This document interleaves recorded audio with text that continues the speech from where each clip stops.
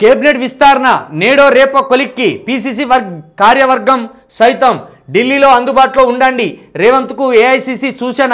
KC వేణుగోపాల్తో ముగిసిన చర్చలు. నేడు రాహుల్ ఖార్గేతోనూ సీఎం భేటీ. కేబినెట్ విస్తరణ ప్రక్రియ దాదాపు కొలిక్కి వచ్చింది. నేడో రేపో ఈ కసరత్తు పూర్తి కానుంది. పేర్లు ఫైనల్ చేసేందుకు అందుబాటులో ఉండాలని సీఎం రేవంత్ రెడ్డికి ఏఐసీసీ సూచించడంతో ఆయన నేడు సైతం ఢిల్లీలోనే ఉండనున్నారు. కాంగ్రెస్ పెద్దలు రాహుల్ గాంధీ ఖార్గేతో భేటీ కానున్నారు. ఆదివారం రాత్రి ఏఐసీసీ ప్రధాన కార్యదర్శి కేసీ వేణుగోపాల్తో CM Revanth Reddy PCC chief భేటీ అయ్యారు. ఈ సందర్భంగా కేబినెట్ విస్తరణ పీసీసీ కార్యవర్గంపై కసరత్తు చేశారు. నాకు తెలిసి ఇప్పుడు జూలైలో స్థానిక సంస్థల ఎన్నికలు ఉన్నాయి. గ్రామ పంచాయతీ ఎన్నికలతో పాటు ఎంపీటీసీ జెడ్పీటీసీ ఎన్నికలు ఉన్నాయి.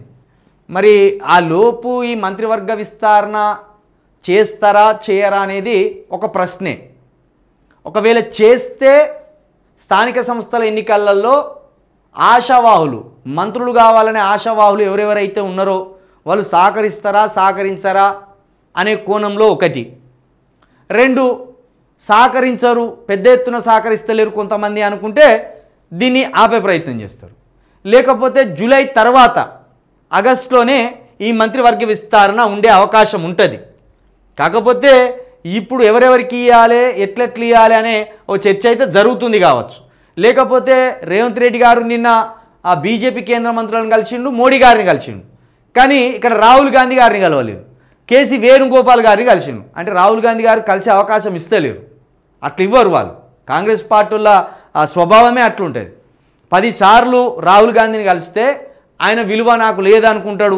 కాబట్టి రేవంత్ రెడ్డికి ఆ ఛాన్స్ ఇవ్వద్దు, నా కిందున్న వాళ్ళనే కలిసి వెళ్ళిపోవాలనే స్వభావం మొదటి నుండి ఉన్నది కాంగ్రెస్లో. వాళ్ళంతా ఒక రాజుల టైపు, నియంతల టైపు.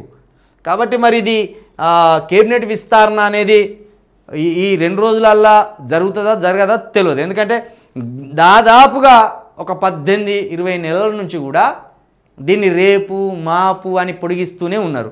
ఇది కూడా జస్ట్ ఇప్పుడు ఆశావాహులను అలర్ట్ చేయడం, తెలంగాణ ప్రజలను ఒకసారి కవిత చుట్టూ తిరిగిన రాజకీయాన్ని మళ్ళీ వీళ్ళ చుట్టూ తిప్పుకునే క్రమంలో ఇక రేపో మాపో కేబినెట్ విస్తరణ జరగబోతుందని చెప్తున్నారు. ఒకవేళ జరిగితే ఈ వారం రోజుల్లో జరుగుతుందా, లేకపోతే స్థానిక సంస్థల ఎన్నికల తర్వాతనే జరిగే అవకాశం ఉంటుందా చూడాలి.